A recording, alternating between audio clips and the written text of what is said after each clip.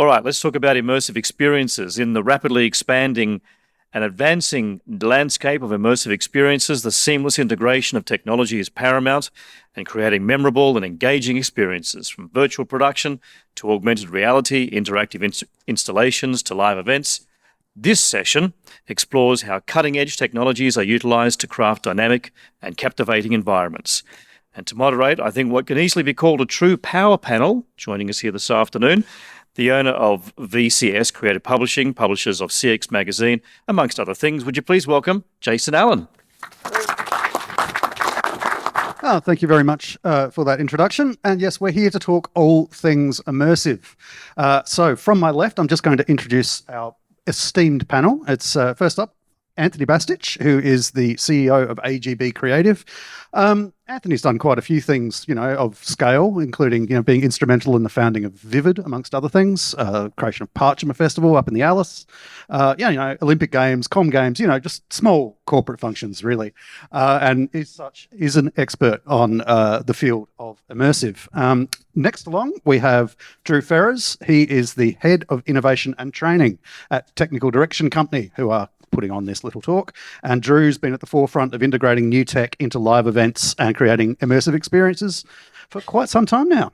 Now, next along, we have Lucy Keeler, who, in addition to being a trained artist and former curator of Vivid, is currently working at Luna Park, where they have launched several amazing immersive experiences. And she is going to illuminate us about all of those wonderful things that you do. Okay. Next down, we have Michael Hassett, who is the Managing Director of Technical Direction Company, who over 40 years has been immersed in a thing or two himself, and he's going to share his experiences. And finally, on my far left, we have Mike Ross from Blue Alchemy Labs, who has done a number of large-scale displays and immersive environments for small cottage outfits like Disney, Universal, Coke, Nike, small companies, in addition to things like the Smithsonian. And he's got some great material coming up on putting technology in places it was never, ever meant to go. So now, first off, when I was first asked to do this panel, on immersive, I've written a lot about immersive audio over the years because I'm an audio engineer, and I've been into things like the Loom in Melbourne. I've seen the word immersive abused a lot lately, and I think I'm seeing a few people nodding. I've seen it used on all sorts of events like corporate dinners. It's like, how is that immersive?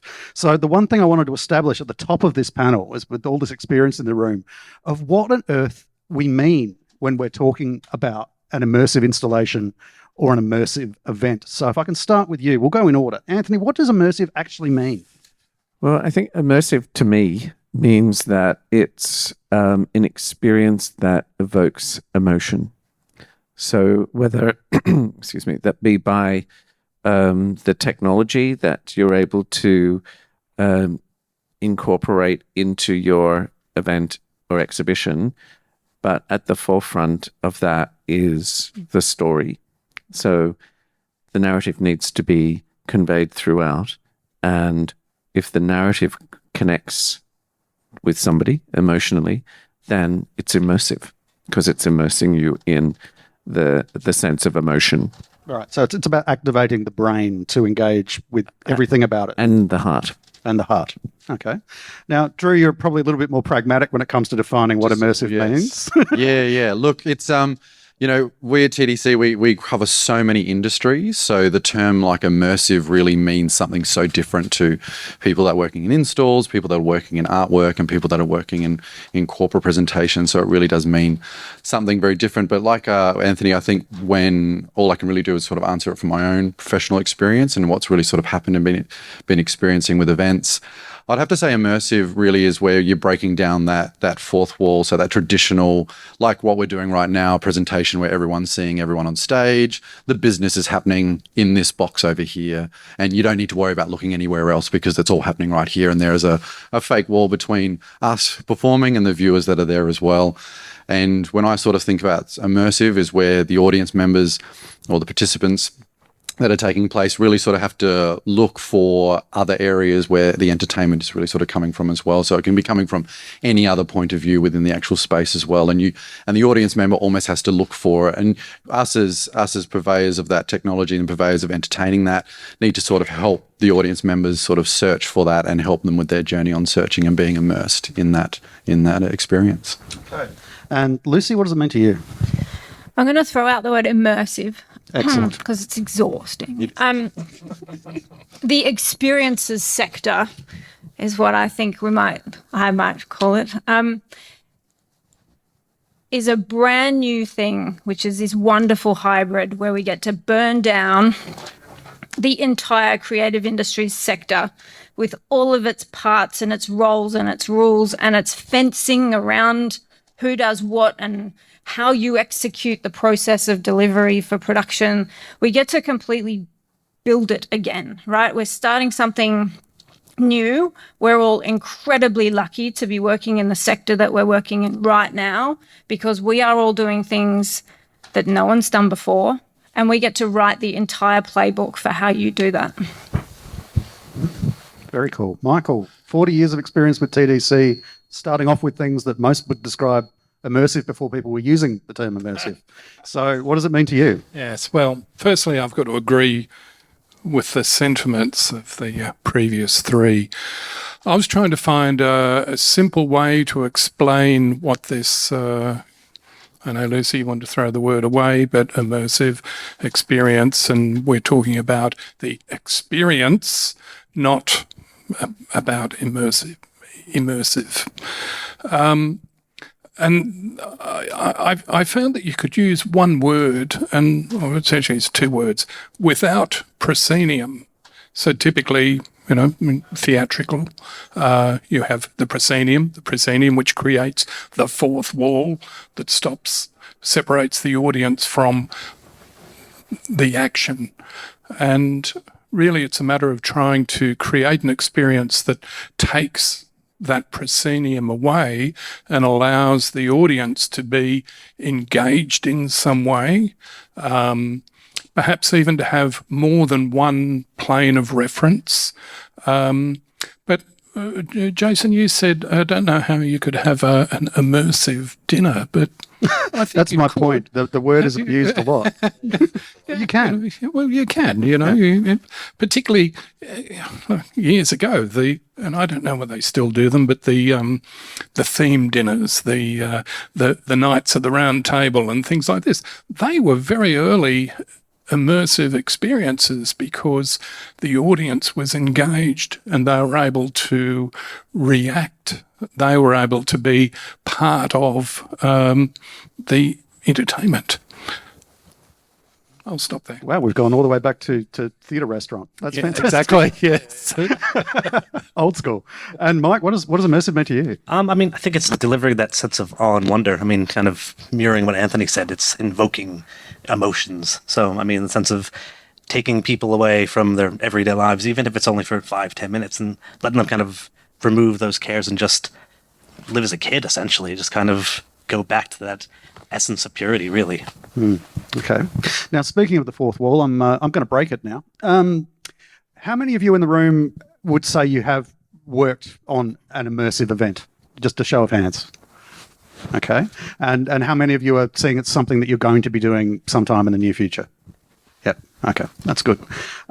So a lot of what we want to talk about today is the practicalities of immersive. It's a workflow with a lot of extra moving parts compared to a standard, as we say, proscenium, great word, presentation where you're just watching it, like here.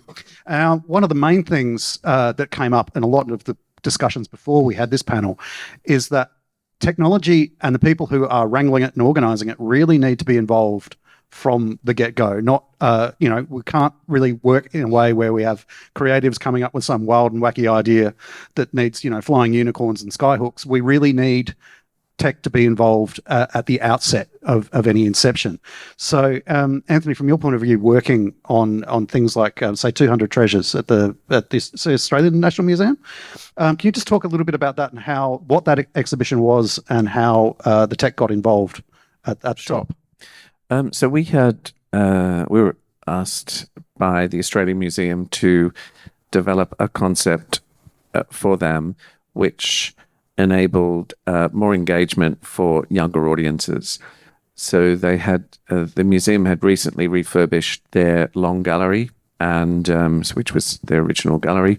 They bought these wonderful glass cabinets from Italy, which are very nice. And what they were finding was that the students that were coming through, in particular, to look at these objects, didn't really look at them or didn't really understand what the source material was. So the museum said to me and my team, how can we create something, an immersive experience, that would allow students to take their time in looking through this new gallery. So what we worked with our friends at TDC and developed a concept which was, I don't know if everyone knows the museum, the Long Gallery in the Australian Museum. There's a big atrium in the middle and there's all balustrades around. So, and there's this great, wonderful wooden floor, timber floor. So we actually, the tech solution was that there was some, we punched holes in the roof and put some projectors up there and projected onto the ground.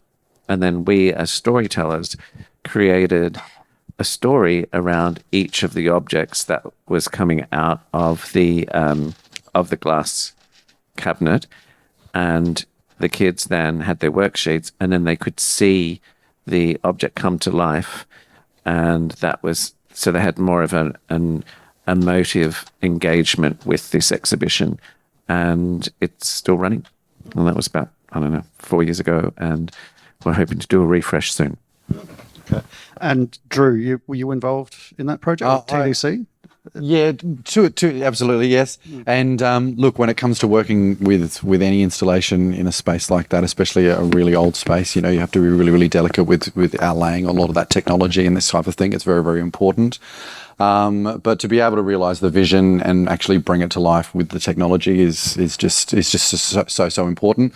When people sort of come along to us, and unfortunately a lot of people do come along to us with this sort of this vision in mind, like this perspective, this idea, and being able to try and adapt it and break it down. Sometimes, people sort of leave a little bit more unhappy because they haven't really been able to sort of fit it to the exact same way that they sort of envisaged that actually able to work, and you just constantly seem like you're letting these people down with the way that what their expectations are, and you're just trying to manage their expectations, not to mention the pitch that they're going with their end client as well, because you need to sell your idea onto some other stakeholders and other people that are paying that bill and stuff like that.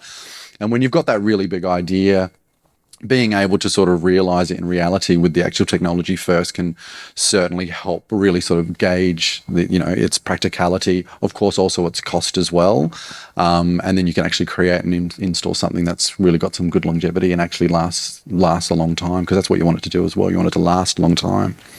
Okay. And are you involved in going in for the upcoming refresh to change a few lamps? Well, I hope so. Yeah, absolutely. Yeah. Okay. All right, moving on to Lucy. Dream Circus at Luna Park, particularly, here we have some vision, fantastic, is huge. This has been a massive project delivered with TDC. Can you talk us through particularly the inception and getting involved with the tech from the outset, and then how you work together with TDC to then eventually realise this massive installation? And please note the dirty, great big proscenium. So this was project one of a very big journey, which Luna Park is currently undertaking. It was our very first immersive experience. Luna Park is an Art Deco amusement park. We're one of only two protected by parliamentary legislation for its importance to the city and the world. The other one is Tivoli Gardens in Copenhagen. At our core, though, we are a 1935 amusement park. How do you bring an amusement park into what is the future of amusement? And this really is, I'm sure delivering this, but it's really for John Hughes, who's sitting at the back. Hi, John. He's the CEO of Luna Park Sydney, and the direction, the North Star, is to become the #1 experience destination, first of all in Australia, which we should achieve by early next year, and then APAC is shortly following. But what that involved, and Dream Circus is just a part of that journey, and it was a critical part of that journey, and it's the reason why we focused on that and picked that as a little case study today is only because it was the first. But there's a lot still happening. And essentially, we've given to Sydney 2 permanent immersive experience venues, which from our point of view are building capability for a city and building what we hope to be the beginning of a significant sector, not just in Sydney, but also in the rest of the country. And from our point of view, it wasn't for us to say, here's our creative vision, here's what our dream is. Actually, it was, how do we build capability for a city to do what it needs to do to push a genre? And I think the most interesting part about the experiences sector from my point of view is that it's completely destroyed the process. And I'll explain. It's like a 4x100 relay ride historically. You've got a client comes dashing down, say I've got a stadium or I've got a building facade, or I've got this room I want to fill with light, and they pass it over to the technical guys, and they do a projection study of the building or the stadium, and then someone like me and my team who basically don't see daylight, you sit and you fix pixels all day long, is that we then take these technical projection specifications, and then we turn it into animation, which theoretically fits on the building, and then you give it back to the tech team, and you go, phew, thank God that's over, and maybe you might show up and see if it fits the building. So what we've seen is the end of that. That's completely burnt to the ground now. What John and I did right at the very beginning is we said, right, this Big Top, which historically has functioned as a concert venue, what do we do to build the future of entertainment in Sydney and the most important precious asset that Sydney could possibly own? How do you do that? And what we sought to do was turn it into a magic box. Turn it into a layered magic box, which not only takes the piss out of prosceniums, but it also enables multi-layered storytelling and essentially enables you to hide the tricks behind telling whatever it is that you're telling, and it puts the core idea as the center of everything, right? What is the point of what you're trying to create? Is it a really important story to tell? Are you trying to make people feel something? Why are you making those people feel that way? And then tech should hide under all of that. And if we do our job really, really well, which I'd say we really, really do, you shouldn't notice any of it. You shouldn't go, wow, that was really amazing how that LED tracked on that, beautiful automation system, and wow, look at the pepper scrim. You shouldn't see any of it, but you should feel all of it and walk away not having studied, wow, that was amazing technical production, but go, wow, that was a really cool story. And it really felt good. And gosh, what an interesting thing to find at Luna Park. Cool. And that being pointed out, we're now actually going to talk about how you actually do some of the tricks and have a look behind the curtain. So Michael and Drew, can you give some insight into exactly you're using a number of technical, different techniques. So it's LED and it's projection and it's tracking and it's lighting.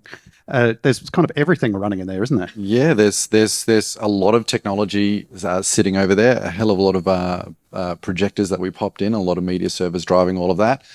And we had to also bring in a system that was bringing together lots of different suppliers. So lots of different people that were automating the elements, bringing in the artwork as well, and the artists, and collaborating with them. And then, of course, all the rigging systems and all the lighting systems as well that's going on in there. And then, yeah, of course, the pepper scrim that's sitting in there as well to be able to create the holographic illusion of the presence within stage, and be able to give it more effect as well. Not to mention the audioscape that's going on in that space as well. Like, it's incredible, the blank canvas that Lucy and the team really sort of wanted to help bring to life.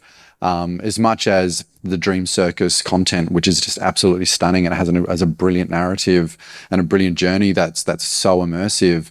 The the technology is really sort of built with this idea, and Lucy really sort of started with the idea being like, we wanted what Luna Park really wanted to do is bring in so much technology, or bring in technology that was able to get adapted to practically be just about anything. So that way it's there and ready to be able to get adapted to new versions, or be able to reload from new versions, and also get adapted to custom events and all these types of things as well. So we brought in a new media server over, and to be able to be easily scalable and easily repairable as well. And so we're down there, and we're able to service those elements as we need to be able to really retrofit just about any content within the space. And the amount of time that you actually require to be able to collaborate with other artists, which we are all the time. Lucy's calling us all the time saying, "Hey, we've got these people that we want to retrofit into the space." We're like, great, we've got a great we help bring the space to life for you. So let's talk about how we can retrofit other experiences within the space without having to de-rig, like the fact that we're actually doing new experiences in there at the moment, and we haven't had to. All we've had to do is come along with a new file, a new bit of content and stuff like that to be able to pop into the space and be able to get that going. And it's all looked after by the Luna Park staff. They've got a nice big play button. They can just push play for them, and it all looks after it. We look after all that technology as much as we possibly can remotely, and we go out there and help them out as much as we possibly can. Okay. So Lucy, just to clarify, there are other bits of content and material running in that space that Dream Circus runs in. Yeah, by the end of the year, we'll have 4 attractions running in this space. It's news to Drew, apparently. Yeah, we've launched number 2 just on the weekend, and just to give you a very quick snapshot of the tech in the space, it's because it's such a unique venue. There is no other venue like it in the country. It has meant that across our wider tech sector, it's been a process of bringing together a really extraordinary team who are all specialists in their area, right? So, I mean, there's no one, TDC is a very unique team, but also Auditoria have built the only immersive audio system of its kind in a permanent venue in the Southern Hemisphere. But then, of course, there's Automation, there's Theatre Safe Australia and Showtex, and a really interesting team, all working perfectly within their area of specialization to create something that no one has ever created before as this unique team. So what that means, though, for the wider creative industries for Sydney is that we now have a place where people can learn, a place where work can be created by different minds doing different things. We're particularly interested right now in exploring what is the future of immersive concert residencies. Auditoria, who built our audio system, they built the ABBA Voyage system in the UK. So we have all of the capabilities to be doing very, very interesting things. What was your question again? But you can actually do different stuff in Dream Circus apart from Dream Circus. Yeah, and we really are. And I think that's vital to it performing really well for the city, and also, of course, for Luna Park at its core. Do you remember it was your idea? I'd like to just recall the first day that we got a call from Lucy, perhaps it was John, come down, we want to talk to you about an idea that we've got. Yeah. And Drew and I stood in that room and looked around and listened to the ideas and went away. They said it's impossible. Went away and thought about it. And then, and this is about the involvement of the technical and the creative. This was very, very early, and the idea was just created. And so we had to work through the process of, here's an idea, what can we do? We went away and thought about various technical designs. We came back, initially they weren't going to fit within the budget guidelines. We had to work together backwards and forwards, find a solution that everybody was happy with. And I think that what we've turned up with practically is tremendous. It looks beautiful. The light levels are certainly more than intense enough. People seem to enjoy it. So I think it's a tremendous success. It was a great project to be involved in. And the Dream Circus has just clocked over 1,200 screenings. Fantastic. Okay. Reliably. Glad to hear it. Mostly reliably. Oh, mostly. I didn't. There's a lot of moving parts. All right. Yeah. All right. Now moving on now to what is, unless you've been living under a rock in the AV world, the most famous immersive venue on the face of the planet, and I'm sure he's already completely sick of talking about it. Mike worked on Sphere in Vegas. Now, you're all familiar with Sphere. You've all seen the video. How many people have actually been there? Did anybody go over to Infocom? Yep, we've got one there. Okay. Yep, you've seen it. I haven't seen it. Sorry, yes. Okay. Mike, can you talk a little bit about your work on Sphere, like how you were involved and how just such, a massive in every single way project and ended up coming to life? Yeah, I mean, this started about 8-9 years ago from the early conception phase working with MSG.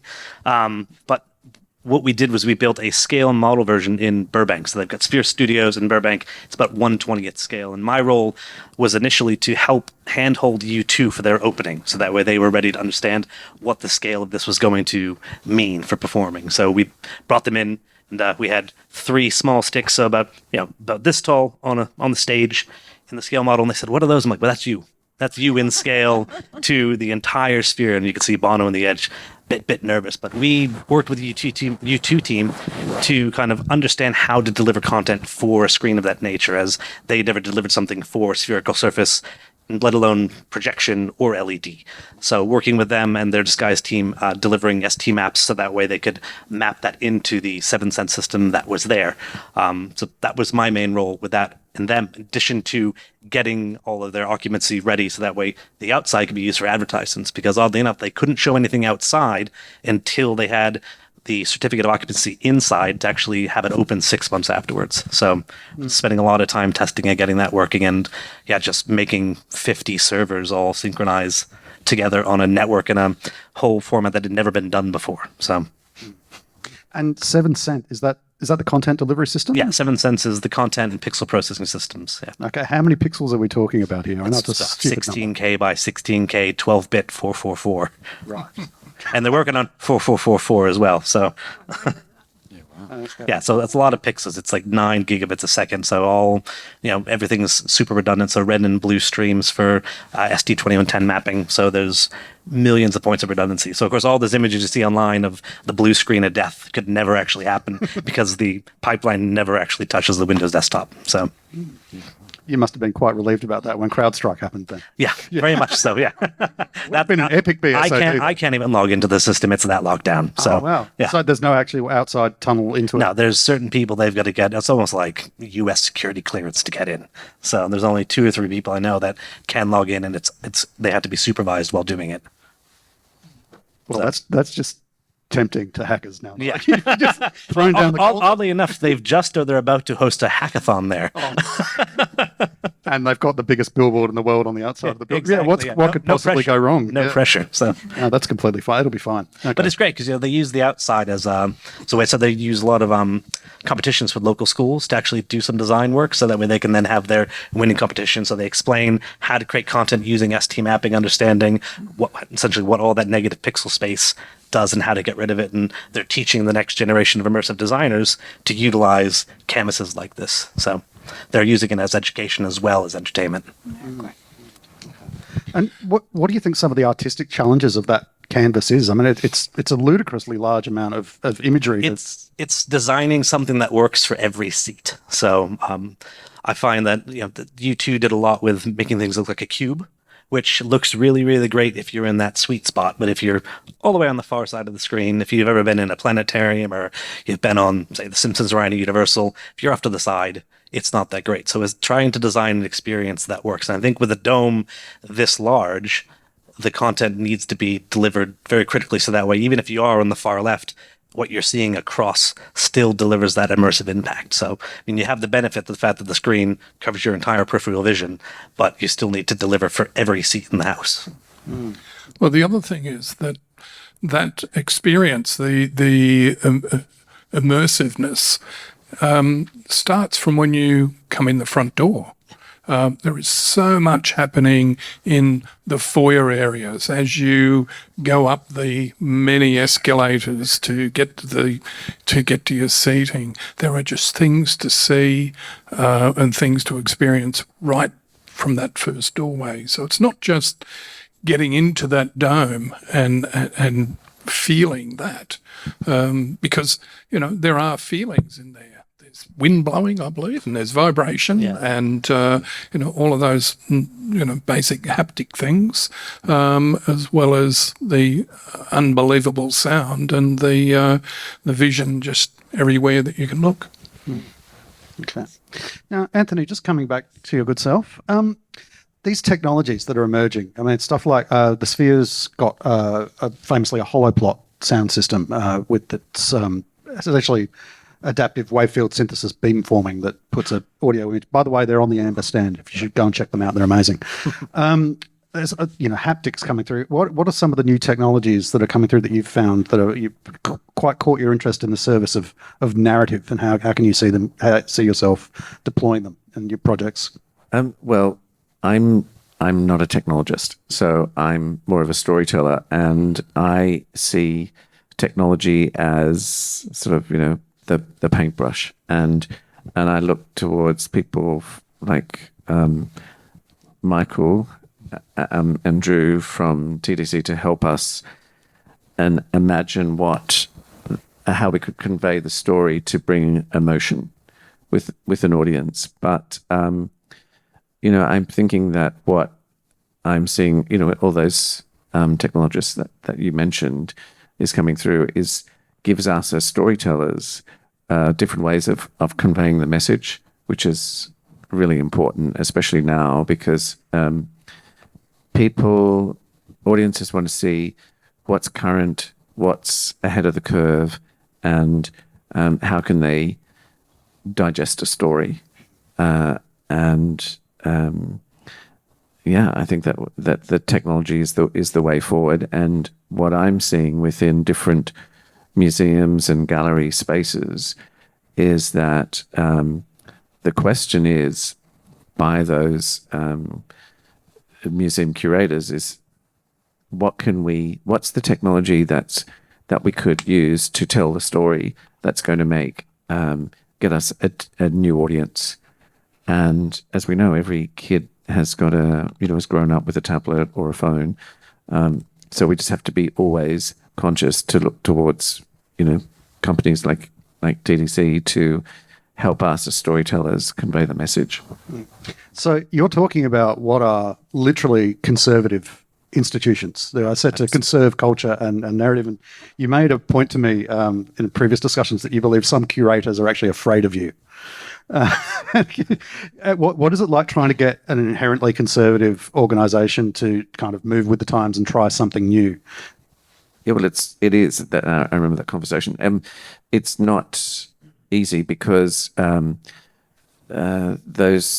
people that we're talking with in different museums and galleries, they've spent their career curating objects that are going to be behind a glass box, and what we're saying to them is that that's great, but the technology can sit side by side. So it's really trying to bring these new curators or heads of galleries and museums along with us on the journey to make sure that people aren't afraid of technology and that they see the benefits of, the outcome is that they're going to attract a new audience. And that's what they need, because most of those institutions are publicly funded. So therefore, they have to get the numbers through. And if you're curating an exhibition, you want people to understand it.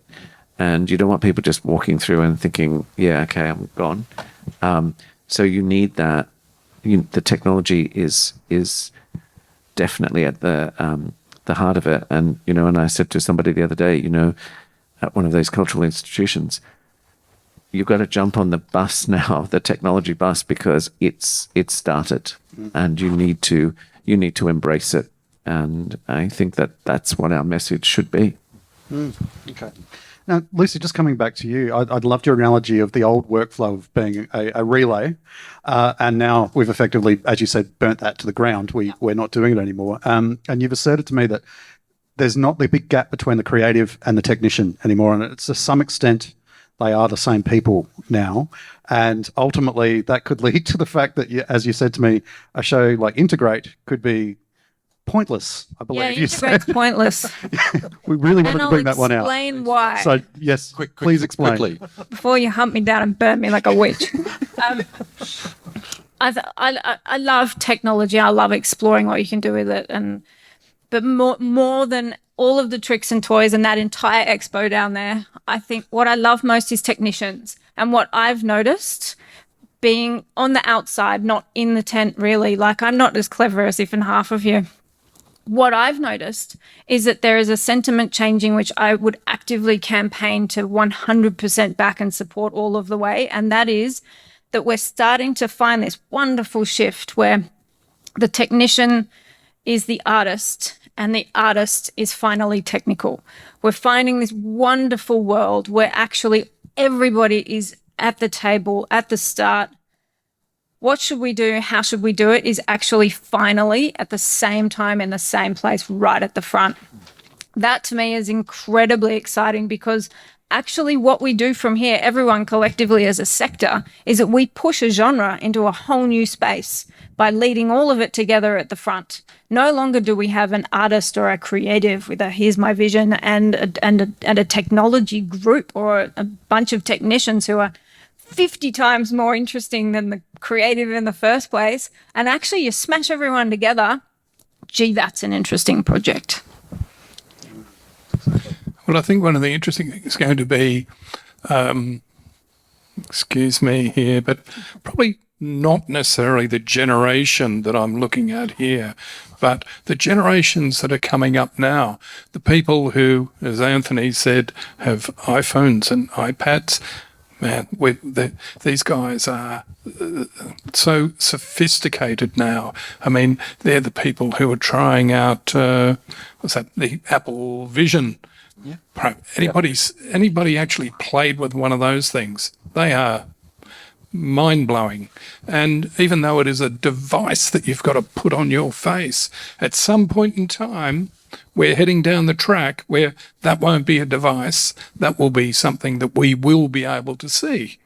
You know, this has been proven time and time again.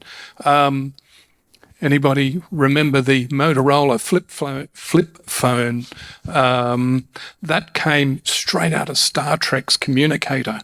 Now, these people who are creating, these science fiction films, movies, series, things, these people who have incredible imaginations are dreaming up these devices.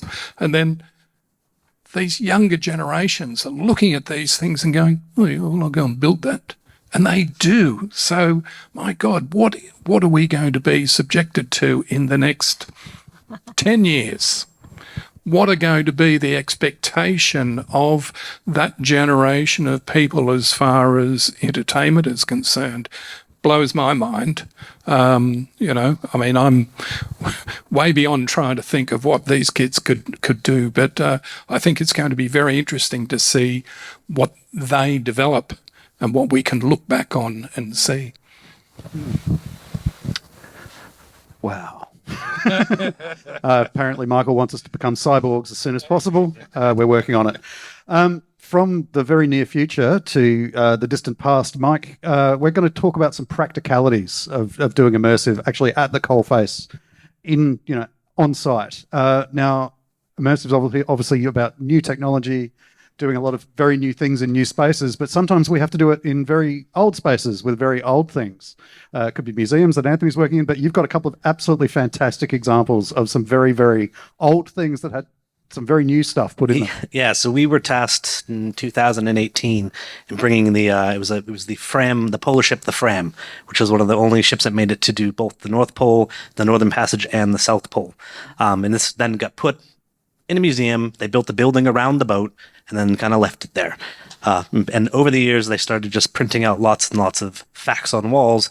They're sort of getting a lot of international tourists, and now they've got facts written in 15 different languages. This is in Norway? In Norway, yeah, in Oslo, Norway. So we were tasked with trying to get rid of a lot of that text, because we're finding, again, younger generations, they don't even want to touch on the iPad and look at text. They want to just be immersed. So we were tasked with creating a 240-degree show that went around the whole ship, but more importantly, bringing the interior of the ship to life. So initially, it was just a bunch of empty cabins that you just walk through, nothing in them, nothing really fancy. So we went through and added just basic lighting, basic sound. You're adding the record player that was on the ship and adding a speaker behind it. So it was playing Auld Lang Syne, which is, when they crossed over New Year's Eve, they played Auld Lang Syne on the piano. But, trying to bring a centuries-year-old diesel engine to life.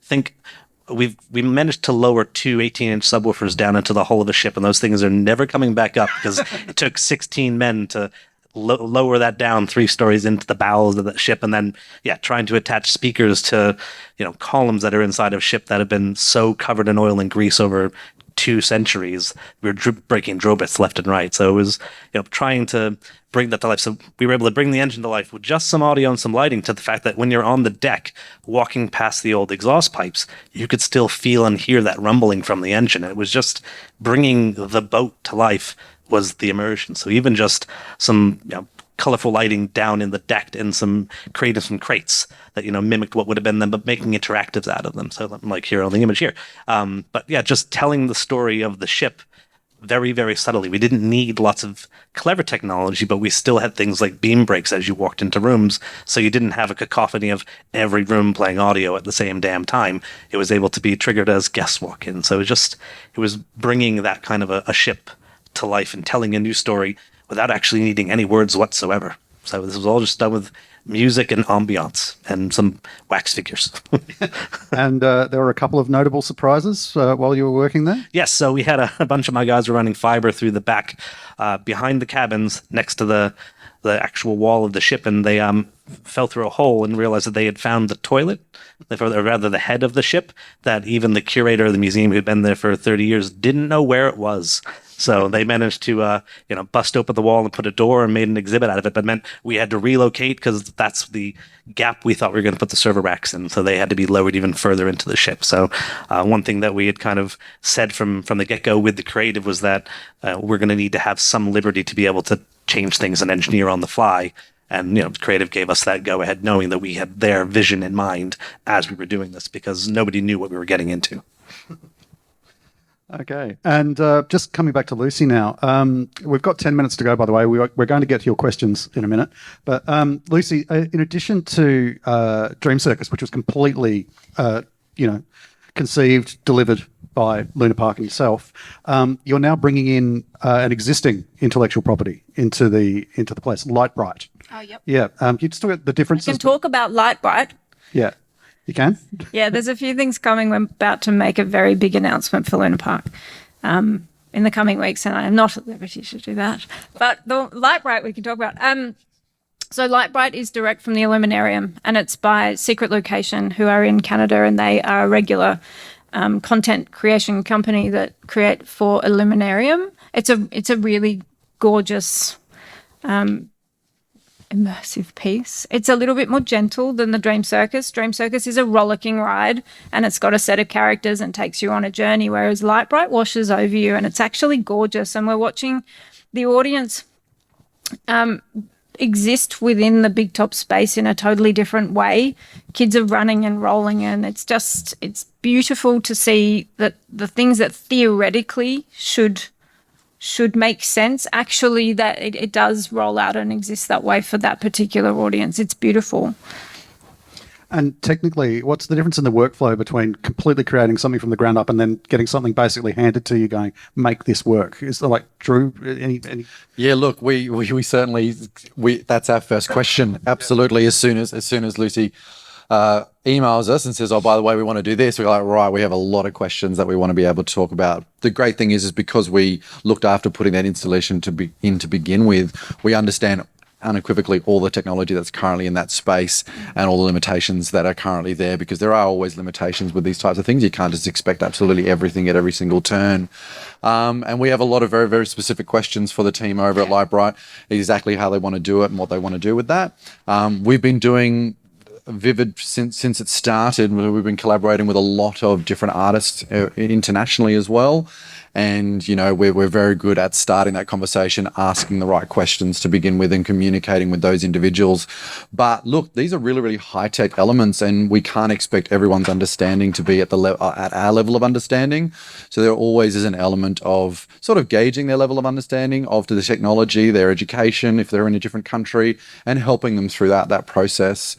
To understand not only just the technology that's in the space, but also just technology in general, what actually is possible with current technology, the physics of light and the surfaces that are used within the space. So we certainly do take a very supportive and educational approach. They're in the when we're doing trenches. that, yeah. Honestly, 9 days is a very long install for a show like this. We actually expected it to be more like 4, and the sector has been built first and foremost on those, you know, Van Gogh, Monet type, you know, wallpaper things. And actually that's fundamentally where the Illuminarium was born, and it's going to be different soon. But our space is consciously very, very different to that. We have built what's essentially a grey version of the State Theatre inside a Big Top.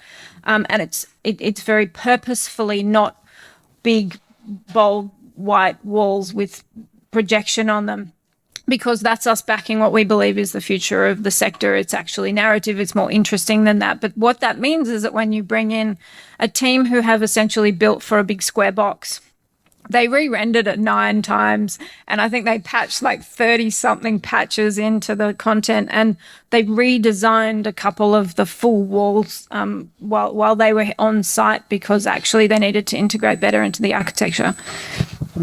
Okay. Now, we can throw the floor open for questions. Are there any questions for anybody on our panel? We have a gentleman down here.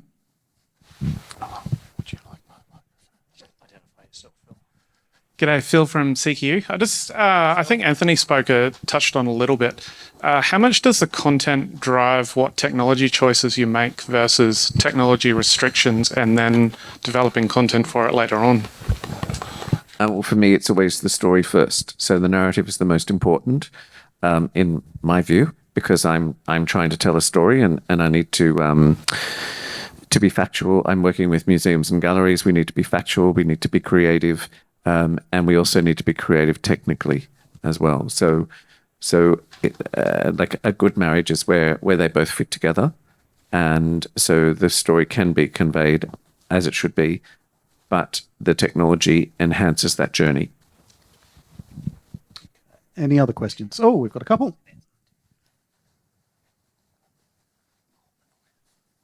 Thank you very much. Just identify yourself, Dan. Daniel from Corporate Technology Services here. At the moment, I'm feeling like, and we all are immersed in a room, and that's all it is. What do you think could be done in a space like this for a corporate event to make it above normal, to make it stand out from every other event space that looks like this? To you. Go crazy. Well, you need a good story to start with. Yeah, that's a tough question. I'd probably say that, look, right now this is you really sort of focus on the purpose of what we're really sort of doing right now, which is obviously having a bit of an information exchange, an exchange of ideas and so on and so forth. So rather than sort of taking people through a story or a narrative in the function of what this session really is sort of doing, this is more about information. So you would really want to focus on how you can immerse people within, and to be able to get that information exchange really sort of happening, where either ideas within this immersive space. So for instance, is there anything from stopping people from being able to express their thoughts and feelings or ideas about this session, and for those to be shared on the walls around us and be able to immerse the entire space in essentially ideas and being able to get people up and going. The other thing is, as well, as we can easily break down those barriers and start putting it back into the audience members by getting them to submit ideas as they come into a room or so on and so forth. So I would say going back to the core of what the purpose of the actual event is, and seeing what they really sort of, and how sort of ideas can sort of come out of that to be able to Maybe make the people- something like this immersive. You got to to bring it back to the human experience, right? Like the human, right? So if you're in this space and we're giving you whatever this space is, what do we want you to feel there, see there?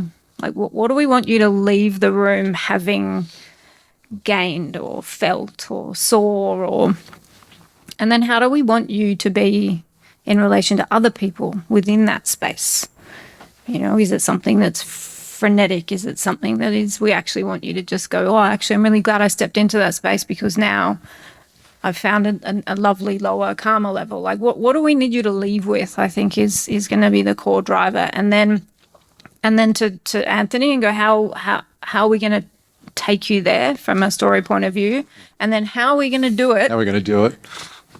Is the next thing. So, but all in this beautiful triangle, you know, person, what, how.